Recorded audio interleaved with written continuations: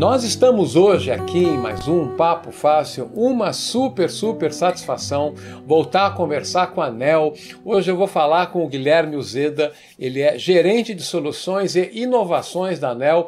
Guilherme, muito legal podermos conversar, poder dar continuidade nessas conversas com a ANEEL. Tem coisas bacanas para a gente compartilhar aqui hoje, não é isso? Com certeza, Xandão. Muito obrigado pelo convite. Eu que agradeço muito de estar aqui por essa oportunidade. É um prazer. E sim, hoje vamos falar sobre blockchain, né? Que é uma tecnologia que está despontando aí no mercado. Não, com certeza a gente vai mergulhar nisso, mas só para quem não nos assistiu ainda, aliás, eu vou colocar no canto superior direito da tela aqui um atalho para as pessoas que quiserem ver a conversa anterior com a empresa, mas eu vou pedir para você fazer muito brevemente uma apresentação da ANEEL para que as pessoas saibam, né, qual é o contexto, e aí a gente vai mergulhar no blockchain, que é um assunto fascinante. Legal. A ANEEL, ela vem de um histórico de BPO e Contact Center, né? Então, a ANEEL BPO, ela até pouquíssimo tempo atrás, era uma empresa que estava focada em trabalhar com o atendimento ao cliente na sua forma mais simples. Mas desde o ano passado, desde aí do início do ano passado, a ANEEL BPO, a ANEEL, ela colocou um forte foco em inovação. O que isso quer dizer? Nós montamos uma estrutura de digitalização. Hoje nós temos a ANEEL Digital Platform, que é uma estrutura de produtos e serviços voltados para atender o nosso cliente ou o cliente do nosso cliente de forma mais eficiente e assertiva.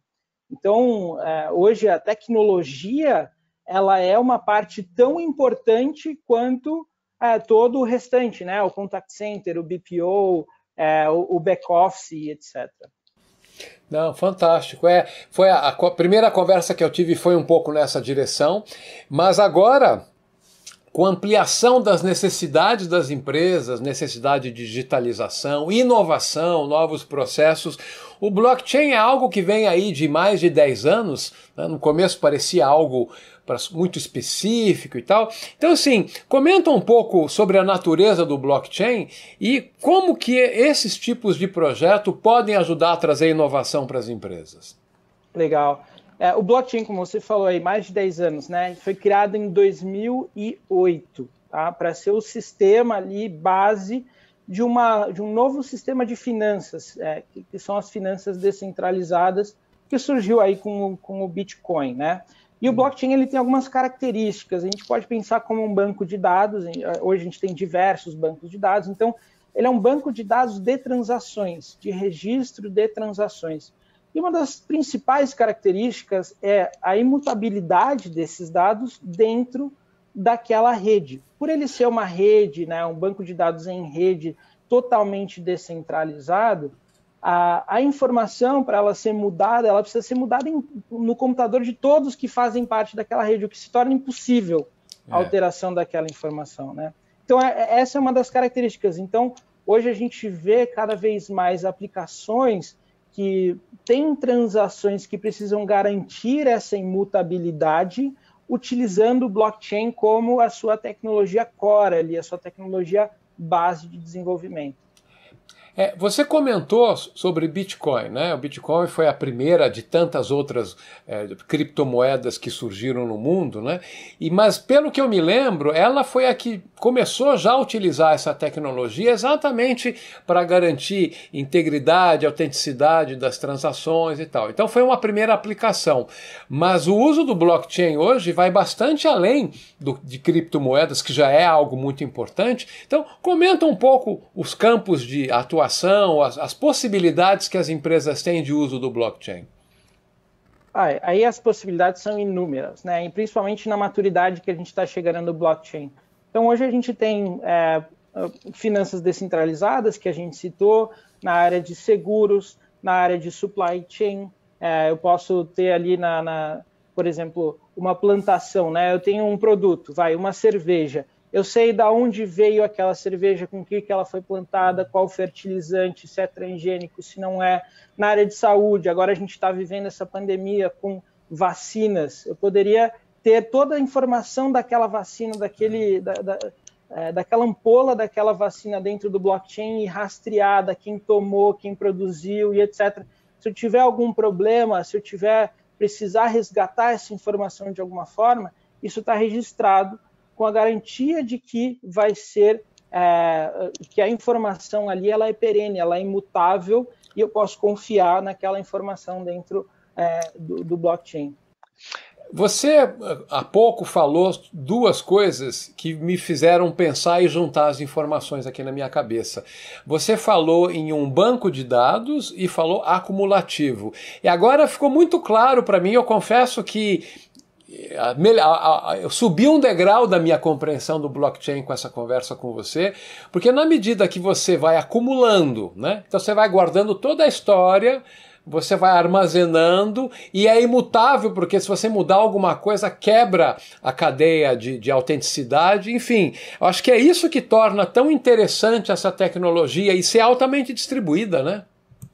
Exatamente. A questão dela ser altamente distribuída é o que garante essa imutabilidade, né? Então, hoje, quem é o dono do blockchain? A gente não tem como falar assim, a gente tem o blockchain que o Bitcoin ele está funcionando ali. Não tem um dono. Todas as pessoas que fazem parte daquela rede são donos daquele blockchain. Obviamente, existem também blockchains que não necessariamente são distribuídos no sentido de descentralizados. Eles são distribuídos, mas alguém iniciou aquele blockchain, ou uma empresa iniciou, bancos estão muito indo nessa linha, né, de criar os seus próprios blockchains de formas descentralizadas ali entre os seus clientes, mas eles são os donos daquela informação. Então, a ideia é justamente que essa informação, que esse histórico da informação, que esse histórico das transações, né, isso é muito importante, é um banco de dados transacional, ele seja garantido em termos de eu poder recuperar essa informação 5, 6, 10, 20 anos depois, e ela vai estar ali sem ninguém ter alterado ela, eu ter a garantia de que ninguém foi lá e alterou um bit, um byte, e agora é uma informação completamente diferente, né? Não, puxa vida, e com esses predicados, vamos dizer assim, né, surgem muitas possibilidades para os clientes da própria ANEEL, né? A ANEEL tem aí uma base de clientes, uma história importante, com o intuito de alavancar inovações. Talvez você não possa citar as empresas, entendo isso, mas comenta um pouco o que seria típico dos clientes da ANEEL, qual é a demanda que eles teriam para aplicações com blockchains e que vocês podem ajudar nesse processo de inovação. Claro. Como eu falei, né, a ANEEL ela veio dessa frente de Contact Center e BPO. Eu acho que um exemplo aqui, um caso de uso que a gente pode dar, que é muito interessante, é a questão da transação dentro de um contact center. Por quê? Principalmente as empresas que trabalham com contact center são fortes geradores de dados, né? Então, dados são gerados a todo momento, uma ligação que entra, um e-mail que chega, uma mensagem ali por um aplicativo.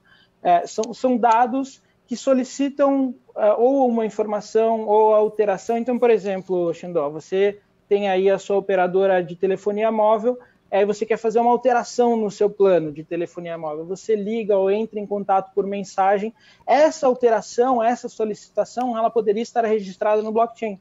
Isso daria segurança não só para a empresa, que é sua fornecedora, como para você, que é cliente, que aquela transação está devidamente registrada.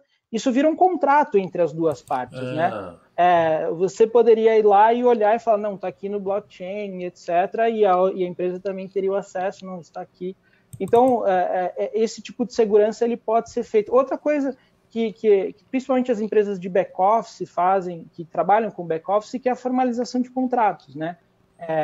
Que é estar ali olhando para os contratos, garantir que o contrato que eu enviei para o cliente assinar não foi alterado, não mudou uma cláusula e voltou direitinho, voltou assinado pela pessoa que deveria ser assinado.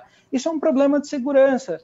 E esse é um dos casos de uso mais aí, pensados e imaginados desde o começo do blockchain, talvez eu usaria dizer aqui, que algumas pessoas falam, né, nossa, o blockchain vai substituir os cartórios, a gente não vai precisar mais fazer a autenticação de firma. Não sei se os cartórios vão sumir tão rápido assim, né, para falar a verdade, Xandó. Mas são dois, acho que esses são dois casos de uso que a Neo BPO pode sim estar ajudando os seus clientes, né, os nossos clientes, cada dia a ganhar maturidade dentro dessa nova tecnologia aí. Não, você falou os cartórios, né, em conversas anteriores que eu tive com o blockchain, isso me veio à cabeça, né? Puxa, vai acabar e tal. O problema é que a nossa cultura, né, a nossa origem até portuguesa, me disseram, não sei se é verdade, que só no Brasil e em Portugal que existe cartório como a gente entende assim. Então é algo muito arraigado na cultura. Mas talvez no médio para o longo prazo as coisas vão se digitalizar. Não existe mais hoje em dia o fulano que acendendo o lampião nas ruas para iluminar. Um dia essa coisa cai, né? Pois é. A gente não sabe quanto tempo que vai demorar, né? Não dá para saber. Até porque hoje, por exemplo, se a gente imagina que um uso do blockchain seja substituir o cartório, é como inteligência artificial há 5 anos atrás. O que a gente imaginava lá, e quando até mesmo a Neo BPO estava montando a sua carteira de produtos, e eu estava trabalhando na área também de inteligência artificial e Big Data, a gente olhava para o futuro com uma ideia de utilização, de casos de uso para a inteligência artificial. Passaram-se 5 anos, a inteligência artificial atingiu uma maturidade que hoje, por exemplo, a Neo BPO, nos seus produtos, todos os produtos da Neo BPO têm inteligência artificial em alguma escala.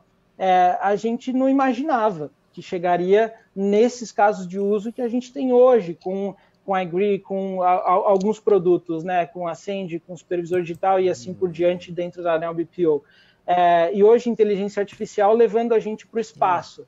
Então, assim, o que vai ser do blockchain lá na frente? Essa é uma ideia do que a gente tem hoje. Mas, de novo, é tudo muito novo. A gente tem que ficar aberto a essa inovação e, ao mesmo tempo, dar passos seguros para o futuro, né? Foi muito interessante esse paralelo que você fez com a inteligência artificial, porque é bem por aí mesmo, né? No começo era uma coisa esotérica, exótica, né? Puxa, quem vai precisar? Será que isso é uma boa solução procurando um problema? E de repente as aplicações de inteligência artificial, de blockchain, estão todas aí, é mais do que a realidade, né? Por isso que a gente não escapa, viu, Guilherme, de daqui a um par de meses a gente voltar a ter uma nova conversa, você contar um pouco mais desses casos, da evolução. A Neo é uma empresa que está num ritmo de crescimento muito legal, tanto da empresa em si, quanto do seu escopo de trabalhos, projetos. Então vamos agora esperar que essa vacina que está chegando aí, está na esquina aí, chegar até a gente marcar um papo fácil presencial, tomando um café, pode ser? Pode ser, honradíssimo pelo convite, Xandô, aí.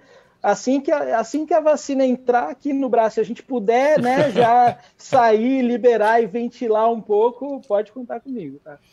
As 2 doses. As 2 doses. Antes das 2 doses, é só máscara e fica em casa.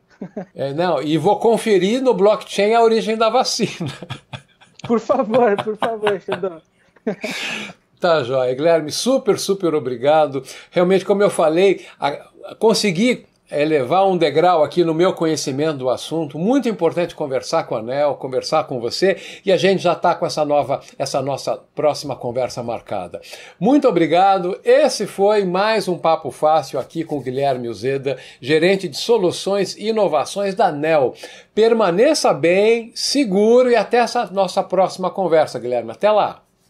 Até lá, Xandô. Obrigado.